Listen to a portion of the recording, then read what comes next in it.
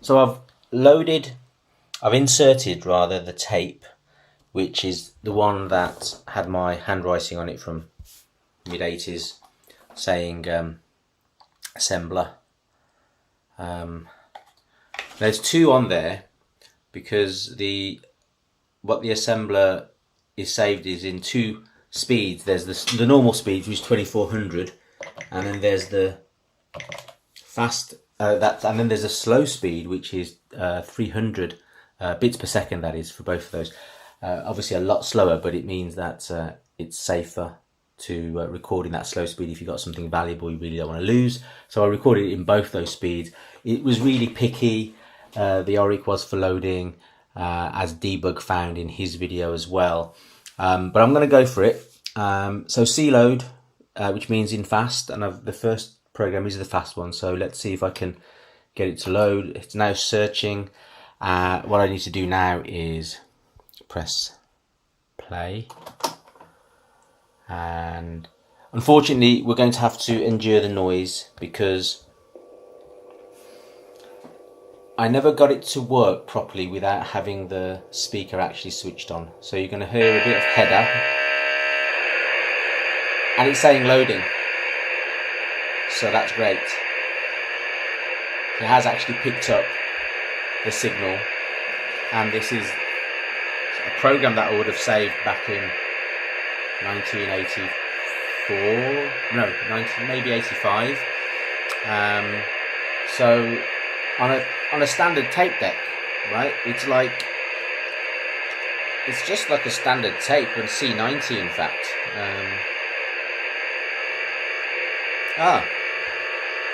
That's funny.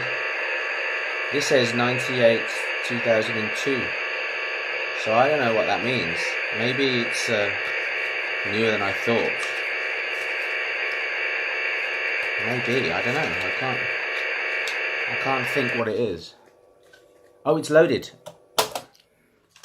Okay, never mind about that. Let's have a look now. So you've listed out. That don't look right. So that's what I thought. It's like the fast speed was never good, and 35 years later, it's not going to work very well. So let me just reset the Oric, and I'll try the slow.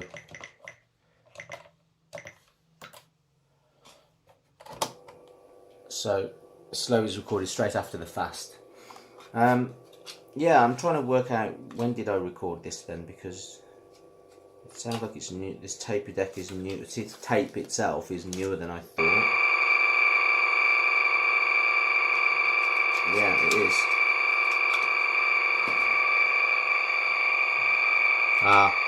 I know the reason.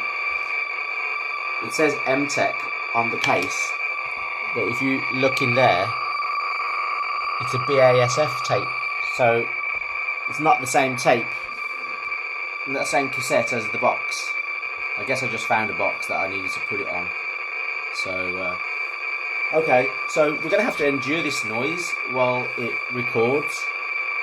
And because it's on slow, it's probably going to take a while. On my notes here, I've said the assembler is 20 to 104, and currently the tape is saying 33. So it's going to take a while, but I'm going to, just for the full-on 1980s experience, I'm going to record all of this and just talk a little bit about the Oric and what I did with it. So as I said, it was my first ever computer. I learnt to program in BASIC using that manual, and as I progressed in proficiency in BASIC and I wanted to do more complicated things, or less, not so much about complexity but more about speed, and I outgrew BASIC and I needed to be able to do some stuff in machine code. Initially I would just type in the hex codes and calculate the relative offsets of branches that I wanted to make, and it was so torturous to calculate the offsets, and then if you change the code, recalculate all the offsets, and having to put in the hex codes by hand If you get one wrong or you get a wrong branch calculation, the computer would just freeze. So it was a bit of a nightmare to try and write programs. I guess it meant that you had to write them correctly, or as correct as you could to work first time, because there was no error trapping or anything like that. If the program went wrong, the whole machine froze. The only option was to turn it off and on again. You lose all your work. So then the idea was you should save your work before you run it, but saving things to tape took so long and was so laborious, really. My life was like, I wanted to do things quicker than that, so sometimes I'd just take the risk and just go with it. So after that is when I realised I needed an assembler.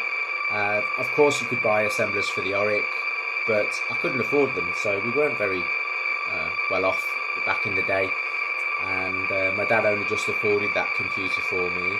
So once I'd learned to program, I figured rather than asking for some money for an assembler, I would write my own assembler. And this is just a fairly basic one. I remember writing a couple of different assemblers. One was very much just optimized for simplicity, but I think this one is the more complex one, which takes the standard syntax for 6502 machine code, assembly language rather, and therefore you could use the syntax just in the way that is often seen in the 6502 books. So that's what I tried to do, and that way I could write more interesting programs.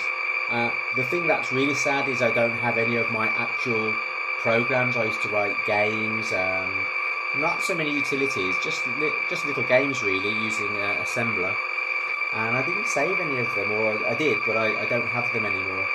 So I'm just grateful that I've got a tape which has got something on here, and I'm going to have a look at it as soon as it's loaded. Obviously the fast didn't work very well, so I'm hoping that on this slow setting it's going to come through okay, but it's hard to know. So let's see. The tape deck is on 84 now, so it's got another 20 of its ticks or its counters to go. I don't know how many seconds each one is, but it's probably about another minute, and then I guess I'll know. So slightly nerve-wracking actually, waiting for it to load, to be able to actually get back some of the programs that I wrote when I was 15 or 14 years old. It's slightly surreal, never mind nostalgic. So yeah, I'm looking forward to this.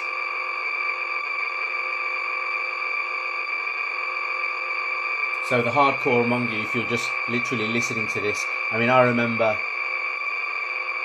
yeah, this was so annoying. I mean, this is a relatively short program. Some of the longer programs would take 20 minutes plus to load, and because I couldn't switch the speaker off because it wouldn't be reliable to load, I'd have to leave the room sometimes because the noise was so unbearable after a while. I can just bear it, this one, for a few minutes. Thank goodness I'm not going to do it very often anymore.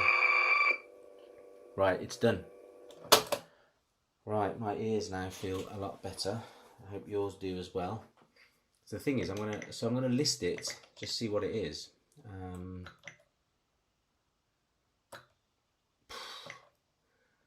It's a bit crazy to look at some code that I wrote from 1984 or 5. I would guess a late, let's say 85. So what's that? 34 years ago. More than 34 years ago, it would have been early 85, and I've got comments in my code. That's good of me, isn't it? Trying to be a proper software engineer there. I don't really remember much about how this program works, but I can see that luckily because of the comments, what the different bits are doing. So actually the main program starts at 5,000. Because it was quicker to have subroutines at the beginning of a program rather than the end. Anyway, I'm not going to try and talk through all of this program. All I am thinking is how surreal and weird it is to look at something I wrote when I was less than 15 years old, probably. and now as a middle-aged bloke, to look back on that is a bit weird. Also, I'm just checking to see, has it loaded properly, because if a single bit is wrong, of course, then I can already see on line 4710 that doesn't look right. Second pass L list full stop, makes no sense. I might need to fix that. Maybe it won't work because there might be a random character in here which I haven't spotted, and and I can see 9070, I can see an ampersand. That doesn't look right. These are the mnemonic data. I start to remember now what this is. The opcode followed by the actual hex code for each addressing mode. So the first one on line 9010 LDA, and then immediate is A9, and then the next one, and it's 2 bytes. Then the next one is A5, which is 0 page, if I remember correctly. That's 2 bytes, etc. And I've got that for every single opcode. But of course, it means that, like this one's here, there's, line 9430 tax. Well, that's only got one addressing mode, it's implied. And so there's a lot of FF9s, which probably indicates it's not a valid addressing mode, apart from, I can see AA 1 byte. That makes sense. I can see another spurious ampersand. So I'm going to have to try and fix this, otherwise it won't work. So nearly works. I'll try and fix it and then see whether I can do something with it.